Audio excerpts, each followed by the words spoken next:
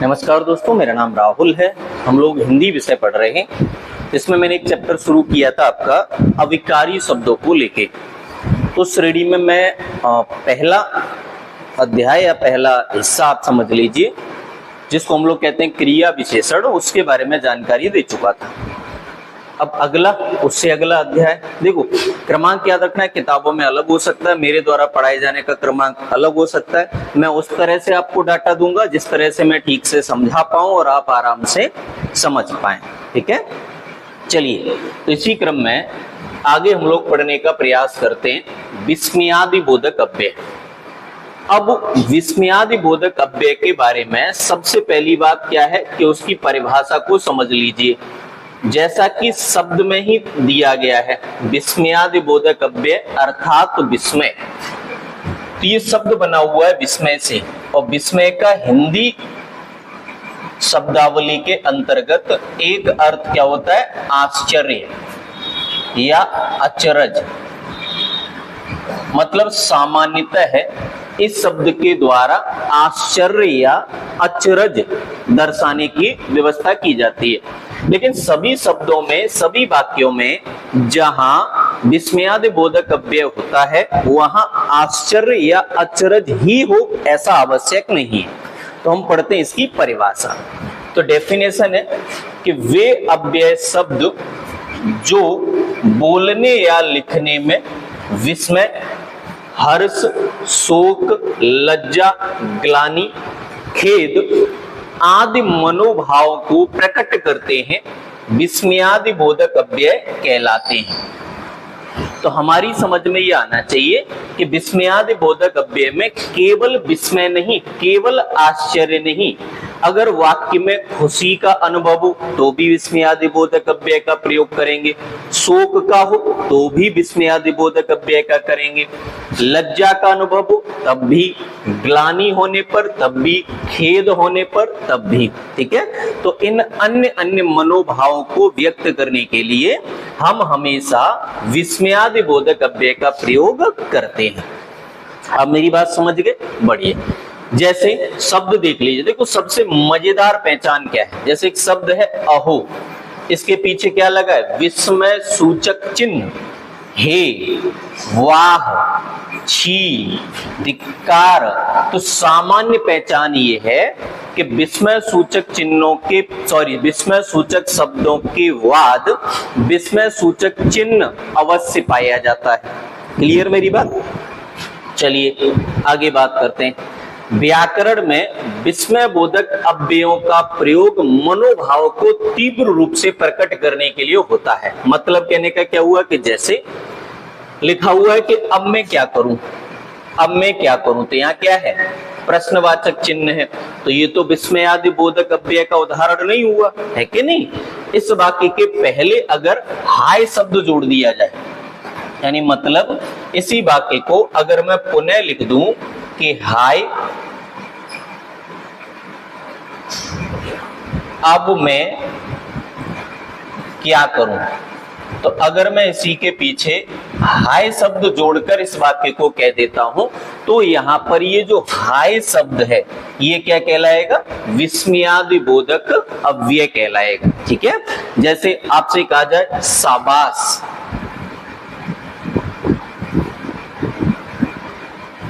बहुत अच्छा खेले,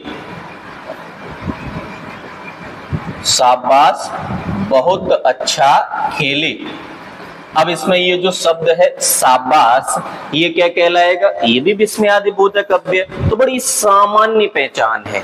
पहली बात परिभाषा, इस विस्मयादि बोधक अव्यय के अंतर्गत हर्ष, शोक, दुख, विस्मय, जिसको हम आश्चर्य भी कहते हैं, ठीक है, आदि मनोभावों को व्यक्त किया जाता है। और पहचान क्या है कि विस्मय सूचक शब्दों के बाद विस्मयादि बोधक चिन्ह लगा मिलेगा। ठीक है, चलिए आगे अब बात करते हैं विस्मयादि बोधक अव्यय के भेद, और इसके भेदों में आपको जो है पूरी बात बड़े आराम से ध्यान से समझनी है। देखो सामान्यतः इसके कितने भेद होते हैं? 7। सामान्यतः विस्मयादि बोधक अव्यय के कितने प्रकार हैं? 7। तो अगर आपको परीक्षा में पूछे कि विस्मयादि बोधक अव्यय के प्रकार बताइए, कितने बता देंगे? 7 बता देंगे। वेरी गुड भैया। अब देखिए, जैसे पहला होता है हर्ष बोधक। तो देखो नाम से ही पता चल जाएगा, हर्ष बोधक अर्थात ऐसे शब्द जिनको जब जब वाक्य में लगाया जाए तो ये हमेशा हर्ष अर्थात खुशी का प्रतीक होंगे। मतलब हमें ये पता चल जाएगा कि वाक्य में हर्ष जिक्र किया गया अर्थात खुशी दर्शाई गई है। ठीक है, जैसे एक शब्द है वाह वाह। ठीक है, वाक्य वाह वाह, क्या बेहतरीन पढ़ाई की है। तो ये किसकी बात है? खुशी की बात है ना। एक शब्द है धन्य धन्य और एक शब्द है आहा। तो अगर ये तीनों शब्दों का जिक्र अगर आपको किसी भी वाक्य में मिल जाए तो समझ जाना ये हमेशा काय का प्रतीक है? खुशी का, हर्ष का। तो ये कहलाएंगे हर्ष बोधक विस्मयादि बोधक अव्यय। पहचान क्या? वही बाद में क्या मिलेगा? विस्मय सूचक चिन्ह लगा हुआ मिलेगा, और जहां विस्मय सूचक चिन्ह लगा मिले विस्मयादि बोधक अव्यय हो जाता है। ठीक है, चलिए अगला है शोक बोधक अव्यय। शोक अर्थात जहां वाक्य में दुख दर्शाया जाए, वाक्य में दुख पीड़ा दर्शाई जाए तो वहां क्या होगा? शोक बोधक अव्यय। ये कौन कौन से? जैसे हो गया हाय, हाय अब मैं क्या करूं, आह मैं तो मर ही गया, ओहो गाड़ी पंचर हो गई, त्राहे त्राहे ईश्वर रक्षा करें, अफसोस मुझे ऐसा नहीं करना चाहिए था। तो ये सभी शब्दों के माध्यम से आपको समझ में आएगा कि वाक्य में दुख दर्शाया जा रहा है। क्लियर है मेरी बात? चलिए आगे बढ़ते हैं। अगला है आश्चर्य बोधक। आश्चर्य बोधक में कौन कौन आते हैं? ओहो इतनी लंबा, ओहो इतनी बड़ी बॉल है, बारिश हो रही है, पिताजी आ गए, क्या तुमने हाथी को मारा, सच परीक्षा पास हो गई। तो इन सारे वाक्यों शब्दों में क्या मिलेगा?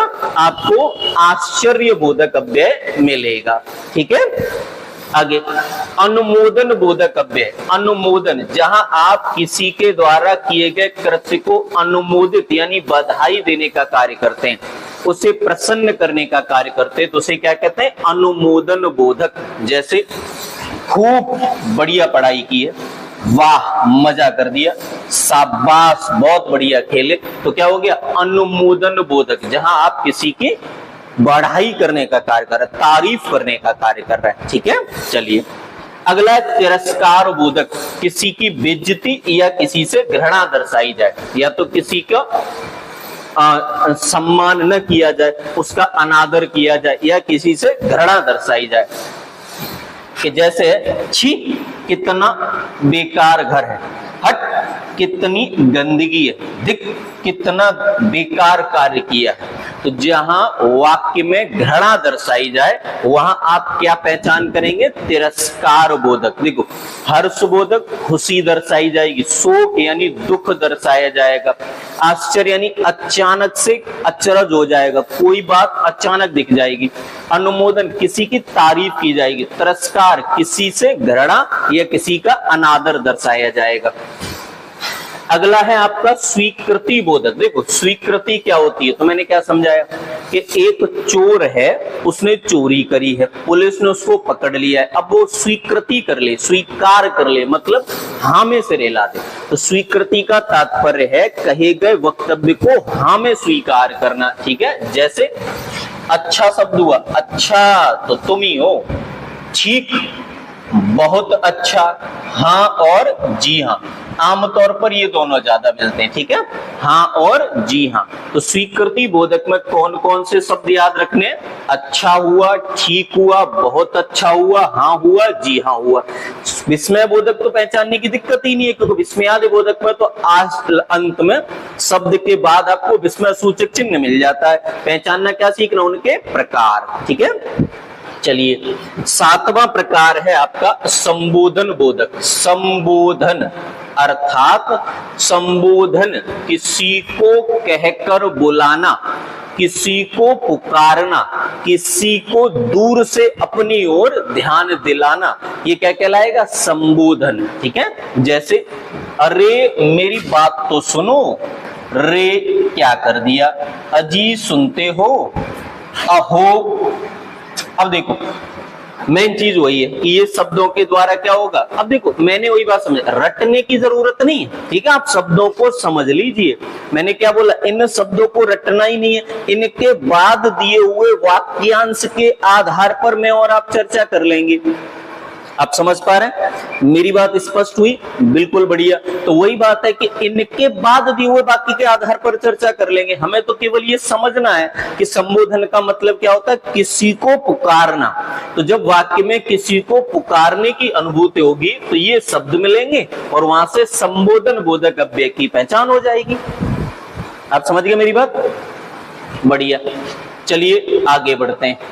आगे समझिए कि कभी कभी संज्ञा, सर्वनाम, विशेषण आदि शब्द भी विस्मयादि बोधक का काम करते हैं। कभी कभी ऐसा भी होता है कि कहीं संज्ञा हुआ, कहीं सर्वनाम हुआ, कहीं विशेषण हुआ, आदि शब्द भी विस्मयादि बोधक अव्यय की पहचान कराने लग रहे हैं। कैसे समझो, जैसे संज्ञा कैसे कराएगा, जैसे लिखा है राम राम, पहचान वही है। देखो पहचान क्या है, विस्मय सूचक चिन्ह मिलेगा विस्मयादि बोधक अव्यय के बाद। शिव शिव, जय गंगे, श्री कृष्ण इत्यादि, तो ये सारे के सारे शब्द संज्ञा ही तो हैं, किसी का नाम ही तो है। और किसी का नाम क्या होता है, व्यक्तिवाचक संज्ञा का उदाहरण होता है। तो इससे ये स्पष्ट नहीं हुआ कि ये सारे के सारे शब्द संज्ञा है, बिल्कुल स्पष्ट हुआ, लेकिन इनके पीछे विस्मयादि बोधक चिन्ह लगा हुआ है।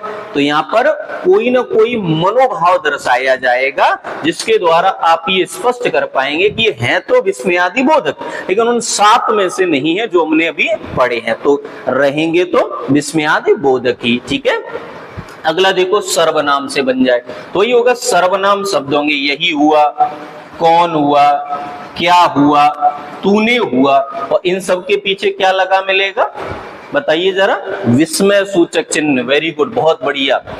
विशेषण से बना लीजिए, जैसे देखो सुंदर शब्द विशेषण ही तो है, अच्छा, खूब, बहुत अच्छे, जंगली, तो ये सारे के सारे शब्द क्या है, विशेषण है, लेकिन इनके पीछे विस्मयादि बोधक विस्मय सूचक चिन्ह लगा हुआ है।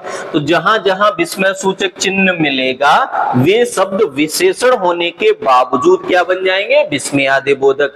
सर्वनाम होने के बावजूद क्या बन जाएंगे, विस्मयादि बोधक। संज्ञा होने के बावजूद क्या बन जाएंगे, विस्मयादि बोधक। आगे बढ़ जाऊं, बढ़िया, धन्यवाद भैया।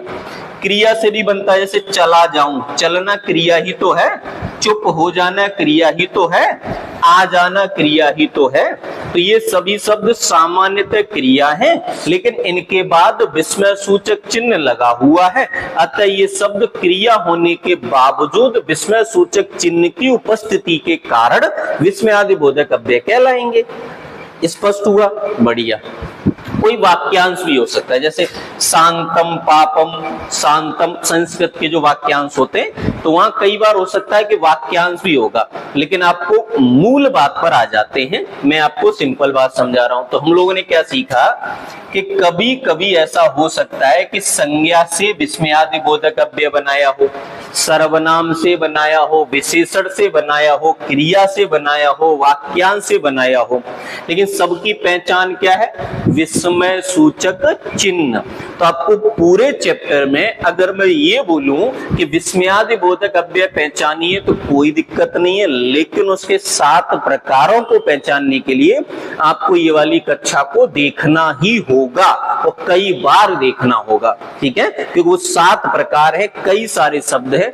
4-5 बार जब आप इस कक्षा को देखोगे तो वो शब्द आपके दिमाग में बस जाएंगे। चलिए आ गई मेरी बात समझ में, बढ़िया। तो आज की क्लास हम इतनी रखते हैं, छोटी सी और प्यारी सी कक्षा। मिलेंगे हम इससे अगली क्लास में, तब तक आप खुश रहिए, ख्याल रखिए और मन लगाकर पढ़िए। धन्यवाद।